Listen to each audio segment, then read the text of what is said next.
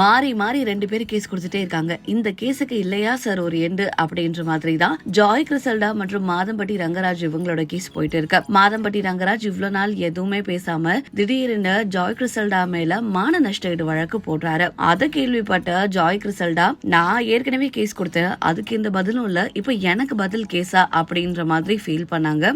நேத்து மறுபடியும் அவங்களோட சோசியல் மீடியால அந்த பர்த்டே சர்ப்ரைஸ் வீடியோவை ஃபுல்லாவே ரிலீஸ் பண்ணிட்டாங்க அப்படின்னு சொல்லலாம். ஒரு ஃபுல் வீடியோவாவே என்னதான் நடந்துட்டு இருக்கு, இதுக்கு எப்பதான் ஒரு எண்டு அப்படின்றத நம்ம இன்னைக்கு இந்த வீடியோல முழுமையா பார்க்கலாம். கடந்த சில மாதங்களுக்கு முன்னாடி ஜாய் கிறிசல்டா அப்படின்ற ஒரு ஃபேமஸான ஒரு செலிபிரிட்டி ஃபேஷன் ஸ்டைலிஸ்ட், ஒரு செலிபிரிட்டி காஸ்டியூம் டிசைனர் அப்படின்னு கூட சொல்லலாம், இவங்க மாதம்பட்டி ரங்கராஜ் மேல போய் கேஸ் கொடுக்கறாங்க. என்ன கேஸ் கொடுக்கறாங்க அப்படின்னா, இவர் இந்த திருமணம் பண்ணி ஏமாத்திட்டாரு, அவர் முதல் மனைவியோட ஜுடிஷியல் செப்பரேஷன்ல இருக்கேன்னு சொல்லிதான் என்ன காதலிச்சு திருமணம் பண்ணிக்கிட்டாரு. இப்போ அவரோட குழந்தைய வயிற்றுல நான் 7 மாசம் சுமந்துட்டு இருக்கும்போது என்ன விட்டு போயிட்டாரு அப்படின்ற ஒரு கம்ப்ளைண்ட் கொடுக்கறாங்க. இது அப்பதான் முதல் முறையா சோசியல் மீடியாவுக்கு தெரிய வருதா அப்படின்னா கிடையாது. ஏன்னா இதுக்கு முன்னாடியே சில வருடங்களாவே என்ன பண்றாங்க, ஜாய் கிறிசல்டா மாதம்பட்டி ரங்கராஜ் கூட ரிலேஷன்ஷிப்ல இருக்கிற மாதிரியே நிறைய போட்டோஸ் வீடியோஸ் அப்படின்னு சமூக வலைத்தளங்கள்ல ரொம்ப ஸ்டோரியா பதிவிடுறாங்க. இன்னும் சொல்ல போனா கடந்த February 14th வேலண்டைன்ஸ் டேல எல்லாம் 2 பேரும் ஒன்னாதான் இருந்திருக்காங்க அப்படின்னு சொல்லலாம். இப்படி இருக்கிற பட்சத்துல திடீர்னு மாதம்பட்டி ரங்கராஜ் ஏமாத்திட்டாரு, என்ன விட்டுட்டு அவரோட முதல் மனைவி கிட்டே போயிட்டாரு அப்படின்னு ஜாய் கிறிசல்டா கேஸ் கொடுத்த உடனே ஜாய் கிறிசல்டா மேல பலவிதமான விமர்சனங்கள் வந்துச்சு. எப்படி ஜாய் கிறிசல்டா மாதம்பட்டி ரங்கராஜ் 2ஆவதா திருமணம் பண்ண முடியும்? ஆல்ரெடி அவங்களுக்கு முதல் திருமணம் ஆகி டைவர்ஸ் ஆகாம 2 குழந்தைகளோட மனைவி இருக்காங்க. அதுவும் அவங்களோட மனைவி ஒரு பெரிய வக்கீலும் கூட. இப்படி இருக்கிற பட்சத்துல இவங்க ஏன் இப்படி பண்ணாங்க, அவங்க மேலதான தப்புன்னு ஜாய் கிறிசல்டா மேல பலவிதமான குற்றமும் பலவிதமான ஃபீட்பேக்ஸும் வந்துட்டு தான் இருந்தது. ஆனா மாதம்பட்டி ரங்கராஜா யாருமே கேட்கவே இல்லையே அப்படின்ற ஒரு கேள்வி இருந்தது. அவர் தொடர்ந்து ரொம்ப சந்தோஷமா இருக்கிற மாதிரியே தான் சமூக வலைத்தளங்கள்ல பதிவிட்டு இருந்தாரு. குக் வித் கோமாளி ஷோலையும் போயிட்டு இருந்தாரு. ஆனா கடந்த எபிசோட், அதாவது போன வாரம் எபிசோட்ல மாதம்பட்டி ரங்கராஜ் வரல. அவர் வரல அப்படிங்கும்போது மாதம்பட்டி ரங்கராஜ் ஷோல இருந்து பேன் பண்ணிட்டாங்க, இந்த ஒரு ரீசன்னாலதான் அப்படின்னு பலவிதமான சர்ச்சைகளுமே வந்துட்டு தான் இருந்தது. ஆக்சுவலா பாத்தீங்கன்னா அவர் ஏதோ பர்சனல் ரீசனால குக் வித் கோமாளில அந்த எபிசோட்ல கலந்துக்கலாம். மேபி அது ஜாய் கிறிசல்டா பத்தின பிரச்சனை தான் அப்படின்னு சொல்லப்படுது. இன்னும் இந்த பிரச்சனை அதிகமா பேசப்படுறதுக்கு காரணம் யாருன்னா லட்சுமி ராமகிருஷ்ணன். பொதுவாவே ஊர் பஞ்சாயத்துக்கெல்லாம் போய் நடுவுல சோஃபா போட்டு உட்காந்துட்டு பஞ்சாயத்து பண்ணுவாங்க.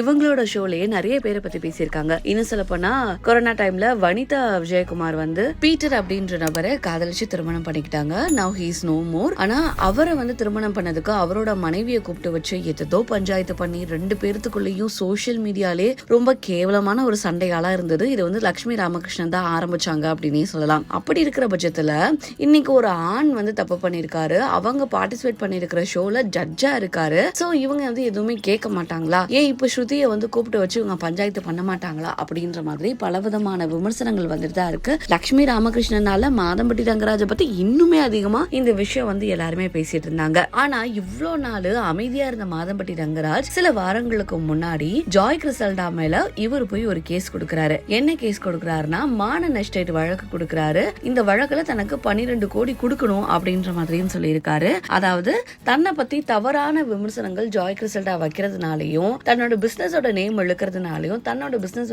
பாதிக்கப்படுது. தனக்கு எந்த கான்ட்ராக்டும் இப்ப கிடைக்கிறது இல்ல கேட்டரிங் பிசினஸ்ல. அதனால நஷ்டஈடு இவங்க கொடுக்கணும், எனக்கு 12 கோடி ரூபாய் வரைக்கும் நஷ்டஈடு வேணும் அப்படின்னு ஜாய் கிறிசல்டா மேல ஒரு கேஸ் ஒண்ணு கொடுக்கிறாரு. இந்த கேஸை கேள்விப்பட்டவனே ஜாய் கிறிசல்டா அதிர்ந்து போறாங்க அப்படின்னு சொல்லலாம். இன் பிட்வீன் டைம்ல இவங்க ஒரு நிறைய இன்டர்வியூஸ்லாம் கொடுத்திருக்காங்க அவங்க அம்மாவோட. எப்படி இவங்க ஏமாற்றப்பட்டிருக்காங்க அப்படின்னு எல்லாரும் என்னையே குத்த சொல்றாங்க.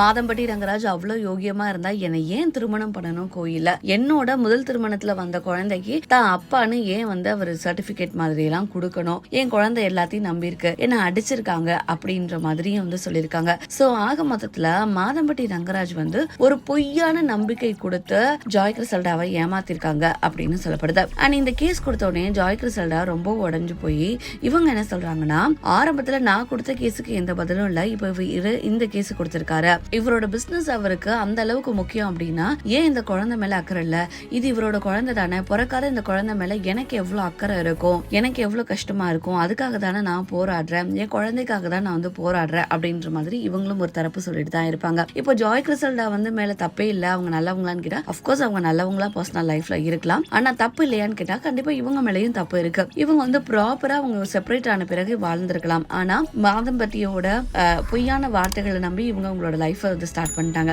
மாதம்பட்டி ரங்கராஜ் மேல 200% தப்பு இருக்கு. ஏன்னா இவர் 2 பெண்களையும் ஏமாத்திருக்காரு. தன்னோட முதல் மனைவி ஸ்ருதி ரங்கராஜ், அவங்களுக்கு பிறந்த 2 குழந்தைங்க மற்றும் ஜாய் கிறிசல்டா அவங்களோட அம்மா, பிறக்காத அந்த குழந்தை, முதல் கணவருக்கு பிறந்த குழந்தைக்கும் தான் தான் அப்பா அப்படின்ற மாதிரி ஒரு பொய்யான நம்பிக்கையை கொடுத்து ஏமாத்திருக்காரு. இவர் மேல 200% தப்பு இருக்கு. ஜாய் கிறிசல்டா மேல 100% தப்பு இருக்கு அப்படின்னு சொன்னா. ஆனா இப்ப வரைக்குமே ஸ்ருதி ரங்கராஜ் எத்த பத்தியுமே அவங்க வந்து அவங்களோட சமூக வலைத்தளங்கள்ல பதிவிடவே இல்லை. ஆரம்பத்துல ஜாய் கிறிசல்டா வந்து தன்னோட கல்யாண பிக்சர்ஸ் அண்ட் மாதம்பட்டி ரங்கராஜ் கூட இருக்கிற மாதிரியான சில விஷயங்கள் வந்து அப்டேட் பண்ணும்போது அப்போ வந்து இல்ல, மாதம்பட்டி ரங்கராஜ் என்னோட கணவர் தான், நாங்க 2 பேரும் ஒன்னாதான் இருக்கோம், சந்தோஷமா இருக்கோம் அப்படின்னு சமூக வலைத்தளங்கள்ல பதிவிட்ட ஸ்ருதி ரங்கராஜ் இந்த பிரச்சனை ரொம்பவும் பெருசா வந்த பிறகும், போலீஸ் கேஸ் கம்ப்ளைண்ட் அப்படின்னு ஆன பிறகும் எதுலயுமே வந்து அவங்க வந்து எதை பத்தியுமே பேசவே இல்லை, அவங்களோட ஒப்பீனியன் கொடுக்கவே இல்லை. என்ன சொல்ல போனா சோசியல் மீடியால ஆக்டிவா இல்லாத மாதிரி தான் இருக்காங்க. ஆனா ஜாய் கிறிசல்டா தொடர்ந்து இவங்க 2 பேருமே அனோன்யமா இருக்கக்கூடிய பிக்சர்ஸா இருக்கட்டும், மாதம்பட்டி ரங்கராஜ் வந்து பல ஜென்மம் தாண்டி வந்த உறவே அப்படின்னு முட்டி போட்டு பொக்கே கொடுத்து ப்ரொபோஸ் பண்ண வீடியோஸா இருக்கட்டும், இது எல்லாத்தையுமே ரிலீஸ் பண்ணிட்டு தான் இருக்காங்க ஜாய் கிறிசல்டா. இன்னொரு பக்கம் மாதம்பட்டி ரங்கராஜ் தொடர்ந்து அவரோட பிசினஸ் பத்தின அப்டேட்ஸ் எல்லாத்தையுமே கொடுத்துட்டு தான் இருக்காரு. ஸ்ருதி ரங்கராஜும் ரொம்பவும் அமைதியா இருக்காங்க. ஆனா மாதம்பட்டி ரங்கராஜ் இப்ப முழுவதுமா ஜாய் கிறிசல்டா இருந்து பிரிஞ்சு ஸ்ருதி ரங்கராஜ் கூட தான் சேர்ந்திருக்காங்களாம். இந்த வருஷம் நடந்த விஜய் ஆனுவல் அவார்ட்ஸ் கூட இவங்க வந்து போயிருக்காங்க. ஸ்ருதி ரங்கராஜ் கூட தான் இந்த அவார்ட் ஃபங்க்ஷனுமே வந்து அட்டென்ட் பண்ணிருக்காங்க. அந்த வீடியோஸ் எல்லாமே சமூக வலைத்தளங்கள்ல பயங்கரமா வைரலா இருக்கு அப்படின்னே சொல்லலாம். போன வருஷம் ஜாய் கிறிசல்டா கூட போய் விஜய் அவார்ட்ஸ் வந்து அட்டென்ட் பண்ணிருக்காரு. இந்த வருஷம் அவரோட முதல் மனைவி கூட வந்து அட்டென்ட் பண்ணிருக்காரு. இப்படி இருக்கும்போது ஜாய் கிறிசல்டா பத்தியும் சில விஷயங்கள் வந்து பேசப்படுது வெளியில. என்ன அப்படின்னா ஜாய் கிறிசல்டா வந்து மாதம்பட்டி ரங்கராஜையும் ஏமாத்திருக்காங்க, வேறொருத்தவங்க கூட தவறா இருந்தாங்க, அது மாதம்பட்டி ரங்கராஜ்க்கு தெரிய வந்ததுனால மட்டுமே எனக்கு இந்த குழந்தை வேணா நான் கூட வாழ மாட்டேன் அப்படின்னு மாதம்பட்டி ரங்கராஜ் போனதாகவும் சில யூடியூப் சேனல்ஸ்ல வந்து சொல்லிட்டு இருக்காங்க.